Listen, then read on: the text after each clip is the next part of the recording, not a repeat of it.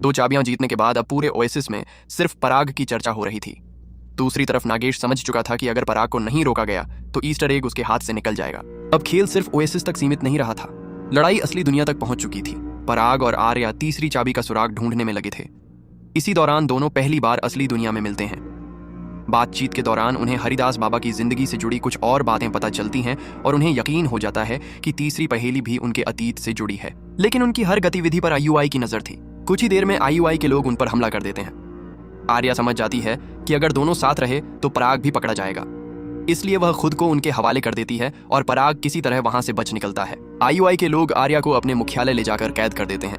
वहां हजारों लोग दिन रात सिर्फ एक ही काम कर रहे थे, हर हाल में ईस्टर एग ढूंढना। उधर पराग अपने दोस्तों बल्लू, वीरू और छोटू से मिलता है। आर्या पहले ही उन्हें सारी जानकारी भेज चुकी थी। अब चारों मिलकर उसे छुड़ाने और तीसरी चाबी तक पहुंचने की योजना बनाते हैं। तभी पराग को नागेश की गाड़ी पर देखी हुई जानकारी याद आती है। उसी की मदद से वह आईयूआई के सिस्टम में घुस जाता है। उसे पता चल जाता है कि आर्या कहाँ कैद है और तीसरी चुनौती कहाँ होने वाली है। वह यह जानकारी आर्या तक भी पहुंचा देता है। इधर नागेश भी तीसरी पहेली सुलझा लेता है। वह तीसरी चुनौती वाली जगह के चारों ओर एक विशाल एनर्जी शील्ड लगवा देता है ताकि कोई दूसरा खिलाड़ी अंदर न जा सके। जब पराग वहां पहुंचता है तो उसके सामने वही शील्ड खड़ी होती है। अकेले अंदर जाना नामुमकिन था। तब वह पूरे ओएसिस में लाइव आकर खिलाड़ियों से मदद मांगता है। वह कहता है कि अगर नागेश जीत गया तो ओएसिस हमेशा के लिए आईयूआई के कब्जे में चला जाएगा। कुछ पल तक पूरा मैदान शांत रहता है। नागेश को लगता है कि कोई भी पराग का साथ नहीं देगा, लेकिन अगले ही पल दूर दूर से हजारों खिलाड़ी दौड़ते हुए आने लगते हैं। देखते ही देखते लाखों खिलाड़ी पराग के साथ खड़े हो जाते हैं। उधर आईयूआई के मुख्यालय में कैद आर्या भी मौका देखकर कंट्रोल रूम तक पहुंच जाती है। वह सिस्टम हैक करके एक बटन दबाती है और पूरे मैदान पर लगी एनर्जी शील्ड हटा देती है। शील्ड हटते ही लाखों खिलाड़ी आईयूआई की सेना पर टूट पड़ते हैं। ओएसिस के इतिहास की सबसे बड़ी जंग शुरू हो जाती है। इसी अफरा तफरी का फायदा उठाकर पराग, बल्लू, वीरू और छोटू उस इमारत की तरफ बढ़ते हैं जहां तीसरी चाबी छिपी हुई थी। लेकिन उन्हें नहीं पता था कि अंदर उनका सामना अब तक की सबसे खतरनाक चुनौती से होने वाला है। जैसे ही एनर्जी शील्ड हटती है, लाखों खिलाड़ी आईयूआई की सेना पर टूट पड़ते हैं। पूरे ओएसिस में अब तक की सबसे बड़ी जंग शुरू हो जाती है। इसी मौके का फायदा उठाकर पराग, बल्लू, वीरू और छोटू उस इमारत की तरफ बढ़ते हैं जहां तीसरी चाबी छिपी हुई थी। लेकिन रास्ते में आईयूआई के सैनिक उन्हें घेर लेते हैं। पराग बिना देर किए अपना खास बम उनकी तरफ फेंक देता है। जोरदार धमाके के साथ कई दुश्मन खेल से बाहर हो जाते हैं और रास्ता साफ हो जाता है। उधर नागेश अपनी सबसे ताकतवर शक्ति का इस्तेमाल करता है और एक विशाल मेगा गॉडजिला बन जाता है। उसका हमला इतना भयानक था कि सैकड़ों खिलाड़ी कुछ ही सेकंड में खेल से बाहर हो जाते हैं। ये देखकर आर्या भी अपनी खास शक्ति का इस्तेमाल करती है और एक विशाल समुराई योद्धा का रूप धारण कर लेती है। दोनों के बीच जबरदस्त लड़ाई शुरू हो जाती है। काफी देर तक दोनों बराबरी से लड़ते हैं, लेकिन आखिर में मेगा गॉडजिला का वार आर्या को कमजोर कर देता है।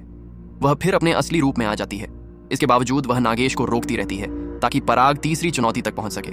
इधर पराग और उसके दोस्त इमारत के अंदर पहुंच जाते हैं। अंदर भी आईयूआई के सैनिक उनका इंतजार कर रहे थे। उनसे लड़ने में समय बर्बाद करने के बजाय पराग एक और बम का इस्तेमाल करता है और सभी सैनिक खेल से बाहर हो जाते हैं। आखिरकार पराग अंतिम कमरे तक पहुंच जाता है। वहां वह देखता है कि आईयूआई का एक खिलाड़ी आखिरी गेम खेल रहा है। गेम जीतते ही वह अचानक गायब हो जाता है। यह देखकर पराग समझ जाता है कि सिर्फ गेम जीतना ही असली मकसद नहीं है। उसे हरिदास बाबा की बातें याद आती हैं और वह समझ जाता है कि इस चुनौती में सही तरीके से खेलना सबसे ज्यादा जरूरी है। पराग खुद गेम शुरू करता है। इस बार वह बिना जल्दबाजी किए हर कदम सोच समझकर बढ़ाता है। उसी समय नागेश एक ऐसा हथियार चला देता है जो पूरे मैदान में मौजूद लगभग हर खिलाड़ी को खत्म कर देता है। देखते ही देखते पराग के सारे साथी भी खेल से बाहर हो जाते हैं। नागेश खुशी मनाने लगता है, लेकिन तभी खिलाड़ियों की सूची में सबसे ऊपर अब भी पराग का नाम दिखाई देता है। असल में पहली चुनौती जीतने पर पराग को एक जादुई सिक्का मिला था, जिसने उसे मरने के बाद एक बार फिर जिंदा होने का मौका दिया। अब पूरे मैदान में सिर्फ पराग बचा था। वह दोबारा अंतिम गेम खेलता है और इस बार उसे सही तरीके से पूरा कर लेता है। तभी उसके सामने हरिदास बाबा का डिजिटल रूप दिखाई देता है।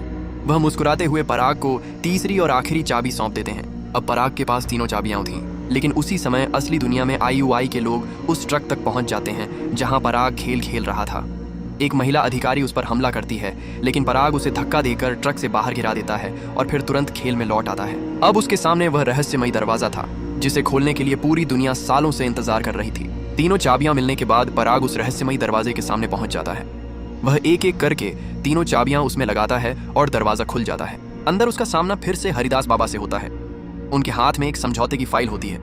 वह कहते हैं कि इस पर साइन करते ही ओएसिस उसका हो जाएगा। पराग बिना पढ़े साइन करने ही वाला था, लेकिन तभी उसे हरिदास बाबा की जिंदगी की सबसे बड़ी गलती याद आती है। वह तुरंत रुक जाता है और साइन करने से मना कर देता है। हरिदास बाबा मुस्कुराने लगते हैं। वह बताते हैं कि यही आखिरी परीक्षा थी।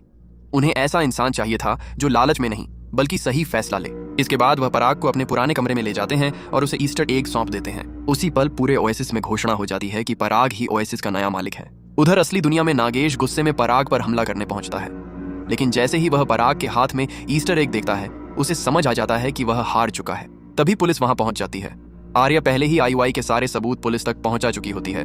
पुलिस नागेश और उसके साथियों को गिरफ्तार कर लेती है। कुछ समय बाद पराग अपने दोस्तों आर्या, बल्लू, वीरू और छोटू के साथ मिलकर ओएसिस की जिम्मेदारी संभालता है।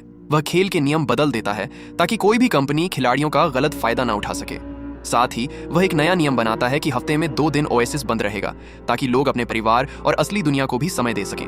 आखिर में पराग और आर्या साथ होते हैं। उन्होंने सिर्फ एक खेल नहीं जीता बल्कि ओएसिस को गलत हाथों में जाने से भी बचा लिया। इसी के साथ फिल्म खत्म हो जाती है। धन्यवाद।